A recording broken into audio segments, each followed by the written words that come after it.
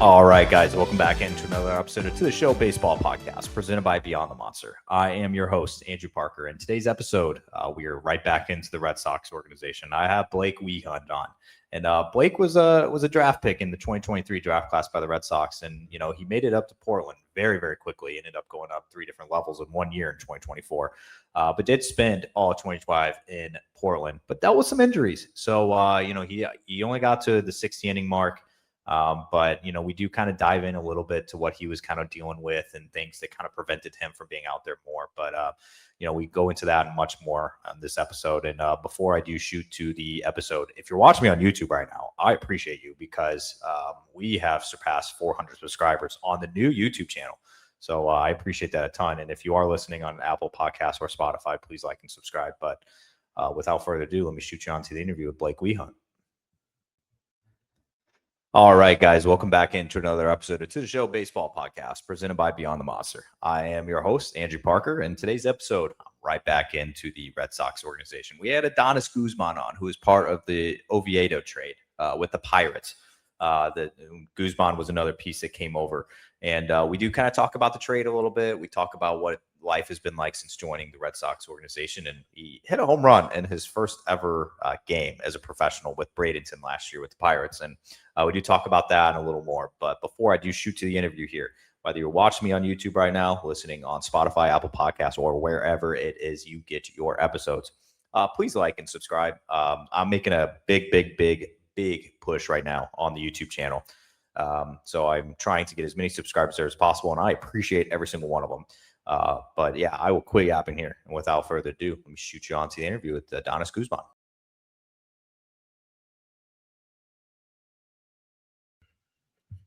All right, I am joined by Blake Wehunt, and Blake, I know you just recently got back down to the complex for your start of spring training. But Blake, how did I want to start at your off season? How did everything go for you? Well, everything was good. So the main thing was just trying to get healthy, and really just build on what I had the year before and try and stay healthy and try and get my arm in good shape, get the body in good shape. And being home was always nice. So yeah, you kind of fascinated me a little bit. You were just drafted. I mean, I guess we're just coming up now on this will be 3 years as of this summer. And you were a quick mover at the beginning of yours. I mean, you ended up getting up to Double-A almost just as fast as any other guy in your draft class. So I do want to ask, obviously you had a chance now to really settle into Portland in 2025. What was that experience like for yourself, just getting through the system so quickly, and then kind of like looking back and realizing like, wow, I actually did move up quite a few spots in a short amount of time. yeah, it was good. It was kind of stressful playing at 3 different levels in 1 year, and it was a lot of change, seeing a lot of parts of the world and seeing a lot of different teams, having a bunch of different teammates, and it was just being able to like adjust to the locker room. That was like really the trickiest thing because I feel like every team has a different vibe. And obviously success and failure depends a lot on that. If you're winning a lot of games, the vibes are great, and so it was just kind of one of those things where I had to adjust to the clubhouse. And then last year, obviously being in Portland, it was good because I knew all the staff, and I could kind of little like be myself a little bit more and open up a little bit more and know all my teammates, know all the staff members. So it was good. It was nice. Yeah, and you had mentioned something as well, and it's something that may not have been reported on as much, but obviously you dealt with some lingering injuries and things like that. What was that experience like? Just not being able to be on the field as much as maybe you wanted, maybe not put up the inning total that you wanted, but I guess how was dealing with all the adversities? It was pretty tough mentally. I mean, I've never really been one that's had to deal with injuries thus far in my career, so it was definitely a learning curve. And it was kind of tough mentally because I felt like I was doing pretty well up until the injury, and then it was like 8 or 9 weeks, couldn't do anything, just constantly doing rehab and still traveling with the team, obviously. But that's just tough on the mentals because you see guys going out there and doing well, and it's like you're stuck rehabbing. But when I came back, it was kind of like a lingering thing to where I could still feel it, and the lat just wasn't fully healthy. But overall, now like I'm grateful for the experience because it made me like really want to grind and get out there, and it made me even hungrier than before. So I feel like it's a good thing. It's a blessing and a curse. What did you obviously when you did come back and you could still kind of feel things, like what was that?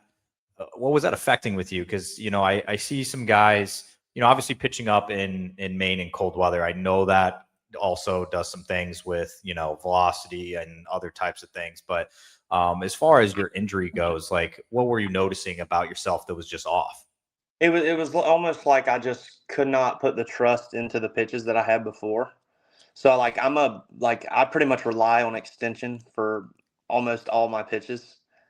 And when I would get into those like max extension places and parts with my body, it would like light up. And so it kind of made me more timid with throwing my pitches. And it took me a long time to learn how to trust that again and just let it eat and trust all the rehab and training I've done. But it was tough mentally at first for sure. Like I think just the worst part of it was the ability to trust everything again and throw it with full conviction. So yeah, it was a challenge for sure.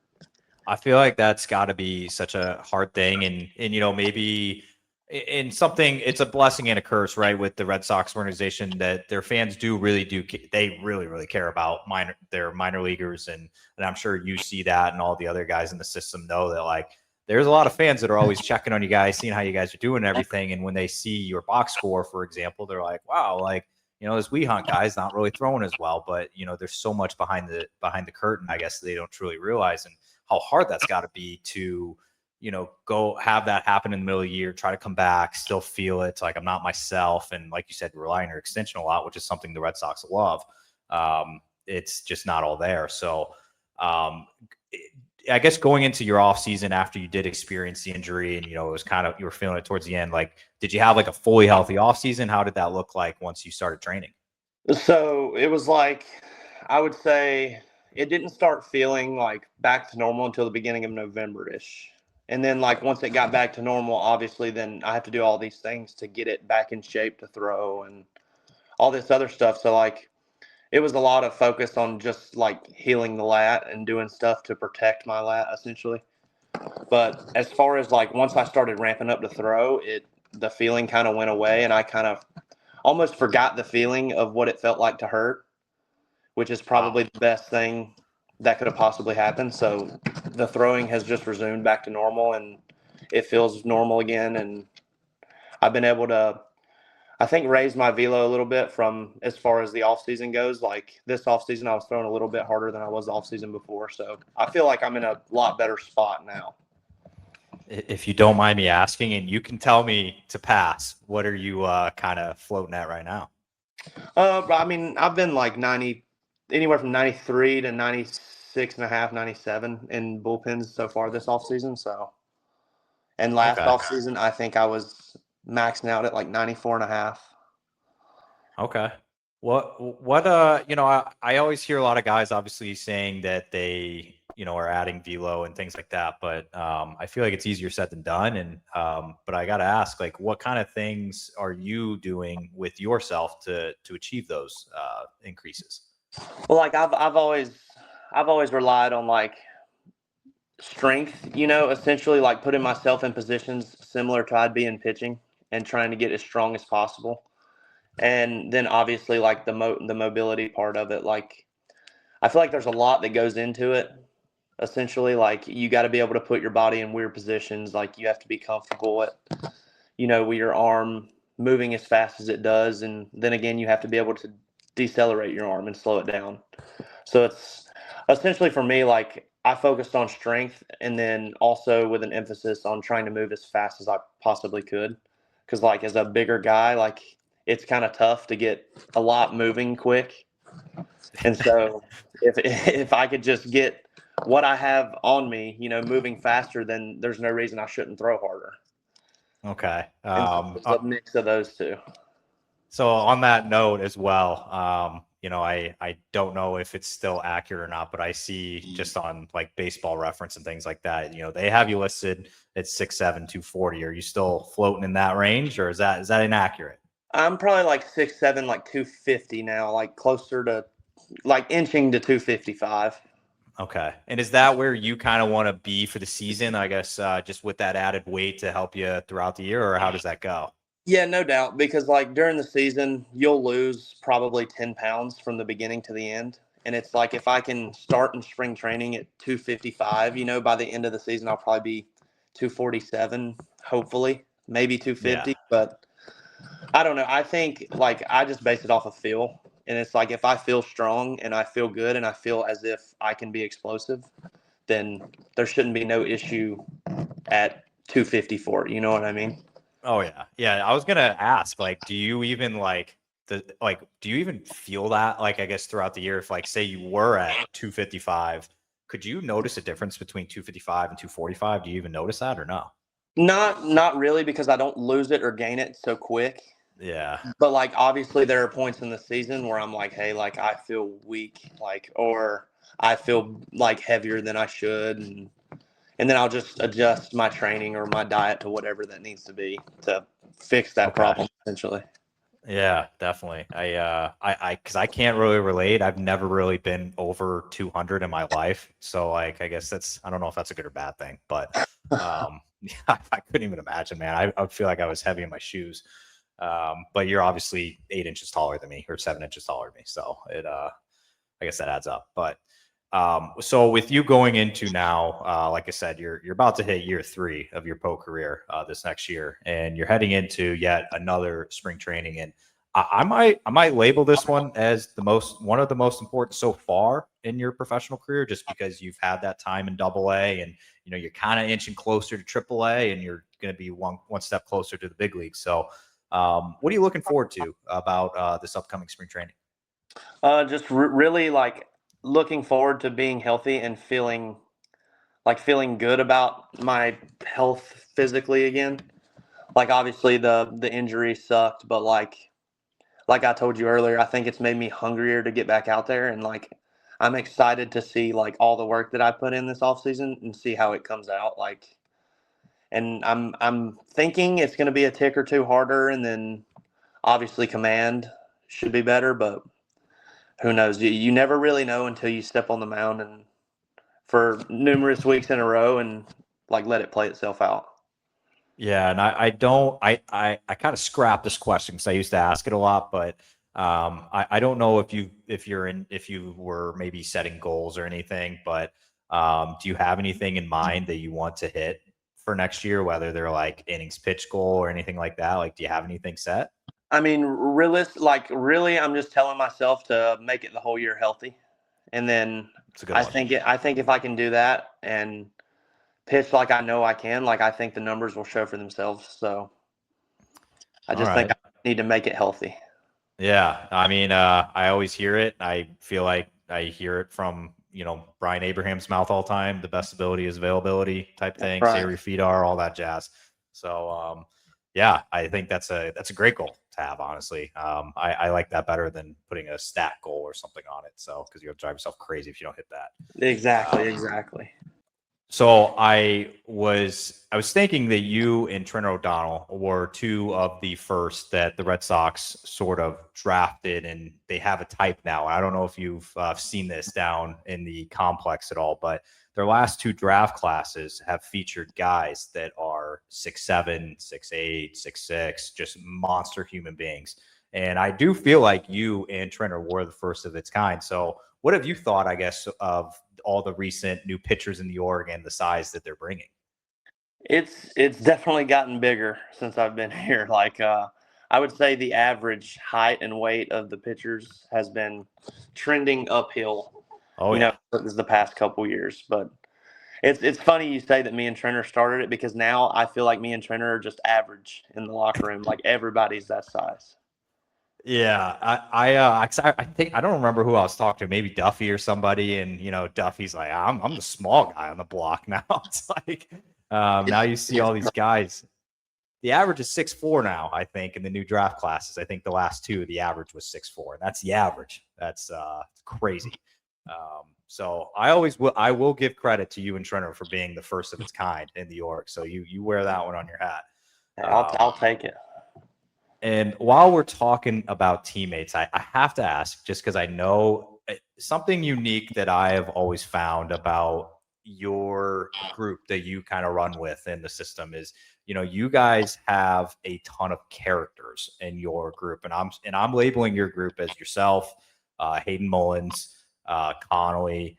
I'm missing probably a ton. Sandlin, I know, runs around you guys. I mean, Dobbins was around you guys. I mean, you guys had a crew of just characters. And I know I'm missing a ton. But for yourself, like, seeing a lot of the guys that you surround yourself in the system just have success and, make their debuts and make a playoff start, like things like that. What has that been like for yourself? Like, has that been kind of cool to just have a front row seat at it? Yeah, no doubt. It's very fun to watch, and it's like Connolly, for example. Like, me and him have spent a lot of time together, especially in Florida and Portland and stuff. So it's pretty cool to see, like, to know, I've seen all the work that nobody else has seen that he's put in, and it's cool to see it pay off. Like, especially like, starting the playoff game. Like, that is like the coolest thing ever. Like, you know what I mean? Yeah, it's something that I mean, if you would have asked me at the beginning of last year, if I could have saw that happening, I probably would have said no. And maybe you would have said it, maybe Connolly would have said it too. It is just so cool to see. And what does that do for yourself? Like, as a guy that, you're in AA right now, you're seeing all your guys have success. Like, does that kind of push you a little bit? Like, how does that make you feel? It definitely pushes me, but like I feel like there's two ways you could take it. As a teammate, you could either say, "Oh, that should be me," or you could say, "Well, he's done it, so like I know it's like reachable." You know what I mean? And I'd rather be the one who supports his boys, and is like, "Oh yeah, man, that's freaking awesome." And now that I know, like, I've seen guys do it firsthand, I know it's like not impossible. So it kind of just pushes you to be like, "Oh, I'm just like that far away." Like, I'm not that far. Yeah. No, I get what you're saying. It's I mean, you are technically 2 phone calls away from the big leagues, so it's really not that much if you think about it. It's kind of wild, but so with all that talk, obviously, you spent last year in Portland. You were there a little bit the year before, and and I'm not going to speculate on where you're going to start, and I'm not going to ask you like, hey, where are you going, all this stuff, but no matter where it is, and let's just say, maybe you go back to Portland or wherever it is, like what things do you think yourself? So not like the team has told you anything like that. Like what does Blake Wehunt think he needs to do to improve to get to that the next step in the journey? I think the biggest thing is just consistency. If I can just go, numerous starts in a row, throwing well, and not be so up and down, I think the biggest thing is consistency. I mean, if you look at the game of baseball, like, the best pitcher is the guy who can go out there and compete for 5, 6, 7 innings every week. So I feel as if consistency is like the number one thing, and like the number one key you need to have to do well in the big leagues. Not just get there, but do well, obviously. Okay. All right, I'm done with the boring questions. I have a few just off the field stuff. I got to ask them. But I already asked what how what you were working on over the off season. But did you do anything fun? Like, were you able to take any trips? Did you do any hunting? Like, what'd you do over the off season? Oh, I did plenty of hunting. I killed a pretty good deer this year, so that was exciting. Okay. Went to Tennessee on a duck hunting trip for a few days. It's pretty fun. Other than that, like, I just really just stayed around the farm and played golf and helped my dad and went hunting, So Yeah. it was a pretty laid back off season, I would say. Did your dad get a kick out of it that, and I feel like you've probably been asked this question before, but is he kind of getting a kick out of just people know like that what he does and, and your nickname and everything? Like, I'm sure he probably loves it. Oh yeah, no doubt. He's all for it. Yeah, he eats that up. I was gonna say, shout out to Keith. He's definitely messaged me before. He seems like he's all over. I love it. Oh yeah, he keeps up to date with all of it too. So Okay. Yeah, good man. He's enjoying it down there. But do you help out on the farm at all in the off season? Like, what do you do when you do help? it just depends on what like needs to be done. So it's really just whatever he needs help with that day. So it could be anything from fixing stuff in the chicken houses to picking up eggs to messing. I mean, really anything like you could think of that has to do with chickens. So Okay. and yeah, I mean, I did a good bit of work this off season with him, but yeah, every off season, it's like soon as I get home, I know I'm anticipating the call to where he's like, "What are you doing today? I need you to." Yep, I'm coming. Yeah, exactly. Okay. This will be far out, but I mean, when your playing days are over, I mean, you still got plenty in the tank. I'm not saying it's anytime soon. Let's just go 12 years from now. All right. When you hang up the cleats for the last time, do you see yourself getting in the family business, or what do you see yourself doing?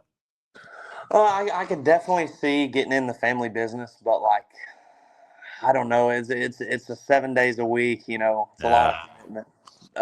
But I do know everything I feel like there is to know about it, so I feel like I'd be good at it.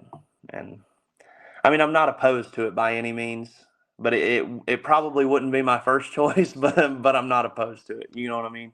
Oh yeah.